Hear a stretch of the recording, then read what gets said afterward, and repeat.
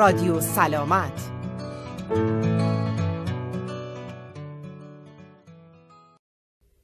ورزش برای انگشتان دست. ورزش دادن دست‌ها و انگشتان دست باعث قوی شدن آنها می‌گردد. میزان تحرک آنها را زیاد می‌کند و باعث کاهش درد و خستگی آنها می‌گردد. هرگاه احساس کردید دست‌ها و انگشتان شما خشک و سفت شده اند، آنها را بکشید، ولی نباید موقع کشیدگی احساس درد کنید. این ورزش‌ها را با حرکت ساده‌ای کششی زیر شروع کنید. 1. مشت کردن دست. دست خود را مشت کنید طوری که شست شما روی بقیه انگشتان باشد. 30 ثانیه تا 60 ثانیه مشت خود را نگه دارید. سپس مشت خود را باز کنید و انگشتان خود را بکشید. این حرکت را حداقل 4 بار با هر دست انجام دهید. 2. کشیدن انگشتان دست. این حرکت باعث کاهش درد و بهبود حرکت دست‌ها می شود. دست خود را روی یک سطح صاف مثل میز قرار دهید. کف دست خود را کاملاً به سطح میز بچسبانید بدون اینکه فشاری به مفاصل انگشتان وارد شود. یعنی نباید خیلی دست خود را فشار دهید تا درد بگیرد. 30 تا 60 ثانیه دست خود را در این حالت نگه دارید و سپس رها کنید. این حرکت را حداقل 4 بار برای هر دست خود انجام دهید. 3. کشیدن سر پنجه دست. این حرکت دامنه حرکت انگشتان دست را بهبود می دهد. دست خود را صاف نگه دارید. انگشتان دست خود را از قسمت بالا به سمت داخل دست خم کنید طوری که سر انگشتان به قسمت پایین انگشت ها برخورد کند. 30 تا 60 ثانیه دست خود را در این حالت نگه دارید. سپس رها کنید. حداقل 4 بار برای هر دست این حرکت را انجام دهید. 4. تقویت چنگ دست. این حرکت باز کردن دستگیری درب و نگه داشتن وسایل را در دستها بدون اینکه بیفتند آسان می کند. یک توپ نرم پلاستیکی را در کف دست خود گرفته و تا جایی که می توانید آن را فشار دهید. چند ثانیه در این حالت بمانید و سپس رها کنید. این حرکت را 10 تا 15 بار برای هر دست انجام دهید. شما می توانید این حرکت را 2 تا 3 بار در هفته انجام دهید، اما بایستی 48 ساعت بین هر جلسه تمرین فاصله زمانی باشد. اگر مفصل انگشت شست شما آسیب دیده است، این حرکت را نباید انجام دهید. 5. تقویت نیشگون دست. این حرکت ورزشی عضلات انگشتان دست شما را قوی می کند و به شما کمک می کند تا راحت تر کلید را در درب بچرخانید و یا درب بسته‌بندی مواد خوراکی مثل در کنسرو ها را باز کنید و اتومبیل خود را بنزین بزنید. یعنی راحت تر شیر پمپ بنزین را در دستانتان نگه می دارید. یک توپ اسفنجی نرم را با سر انگشتان دست خود فشار دهید. 30 تا 60 ثانیه دست خود را در این حالت نگه دارید و سپس رها کنید. این حرکت را 10 تا 15 بار برای هر دست انجام دهید. شما می توانید این حرکت را 2 تا 3 بار در هفته انجام دهید، اما بایستی 48 ساعت بین هر جلسه تمرین فاصله زمانی باشد. اگر مفصل انگشت شست شما آسیب دیده است، این حرکت را نباید انجام دهید. 6. بلند کردن انگشت دست. این حرکت ورزشی دامنه حرکت و انعطاف پذیری انگشتان دست را زیاد می کند. کف دست خود را روی یک سطح صاف مثل میز قرار دهید. یکی از انگشتان خود را به آرامی بلند کنید و سپس پایین بیاورید. این حرکت را برای بقیه انگشتان دست خود تکرار کنید. این حرکت را 8 تا 12 بار برای هر دست انجام دهید.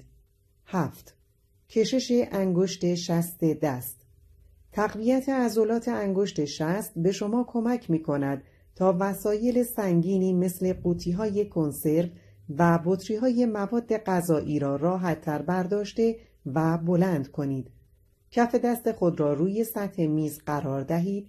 سپس مطابق تصویر یک کش پلاستیکی را دور دست خود بیاندازید، طوری که از پایین انگشتان و پشت دست بگذرد. به آرامی انگشت شست خود را تا جایی که می توانید از سایر انگشتان دور کنید. انگشتان دیگر در کنار هم باشند. 30 تا 60 ثانیه دست خود را در این حالت نگه دارید و سپس رها کنید. این حرکت را 10 تا 15 بار برای هر دست انجام دهید. شما می توانید این حرکت را 2 تا 3 بار در هفته انجام دهید، اما بایستی 48 ساعت بین هر جلسه تمرین فاصله زمانی باشد. 8. خم کردن انگشت شست. این حرکت ورزشی میزان تحرک انگشت شست را زیاد می کند. کف دست خود را باز و به طور عمودی نگه دارید و مطابق تصویر انگشتان خود را باز کنید. انگشت شست خود را تا جایی که می توانید از سایر انگشتان دور کنید. سپس آن را به سمت داخل کف دست خم کنید، طوری که سر انگشت شست به پایین انگشت کوچک شما برسد. دست خود را 30 تا 60 ثانیه در این حالت نگه دارید و سپس رها کنید. حداقل 4 بار برای هر دست این حرکت را انجام دهید. 9. لمس کردن انگشت شست. این حرکت ورزشی دامنه ی حرکت انگشت شست شما را افزایش می دهد و کمک می کند تا کارهایی مثل برداشتن و نگه داشتن مسواک، چنگال، قاشق و قلم موقع نوشتن را راحت‌تر انجام دهید. کف دست خود را به طور عمودی نگه دارید، طوری که مچ دست شما صاف باشد. به آرامی سر انگشت شست را به سر 4 انگشت دیگر یکی یکی بچسبانید، طوری که شکل او انگلیسی ایجاد شود. هر بار که انگشت شست خود را به یکی از انگشتان میچسبانید 30 تا 60 ثانیه در این حالت کششی بمانید و سپس با انگشت دیگر آن را انجام دهید. حداقل 4 بار برای هر دست این حرکت را انجام دهید. 10. کشش انگشت شست. این 2 حرکت کششی را برای مفصل انگشت شست خود انجام دهید. الف، کف دست خود را صاف و به طور عمودی نگه دارید. سپس به آرامی بالای انگشت شست خود را خم کنید تا به پایین انگشت اشاره برسد. دست خود را 30 تا 60 ثانیه در این حالت نگه دارید و سپس رها کنید. حداقل 4 بار برای هر دست این حرکت را انجام دهید. ب. کف دست خود را صاف و به طور عمودی نگه دارید. انگشت شست خود را به طور صاف به سمت داخل کف دست ببرید و بکشید، طوری که فقط مفصل پایینی شست حرکت کند. دست خود را 30 تا 60 ثانیه در این حالت نگه دارید و سپس رها کنید. حداقل 4 بار برای هر دست این حرکت را انجام دهید. 2 نکته درباره ورزش انگشتان. شماره 1. اگر احساس درد و خشکی در انگشتان دست خود می کنید، قبل از ورزش آنها را گرم کنید. این کار باعث می شود راحت‌تر حرکت و ورزش کنید. برای گرم کردن دستها از یک پد گرماده استفاده کنید و یا اینکه 10 دقیقه دستها را در ظرف حاوی آب گرم قرار دهید. برای گرم شدن بهتر دستها می توانید کمی روغن به دستهای خود بمالید، سپس یک جفت دستکش پلاستیکی بپوشید و دستهای خود را چند دقیقه در آب گرم قرار دهید. شماره 2. بازی کردن با گل رس یا بتونه نقاشی دامنه حرکت انگشتان دست را افزایش می دهد و همزمان دستهای شما را قوی می کند. همچنین می توانید از خمیر بازی کودکان برای این کار استفاده کنید.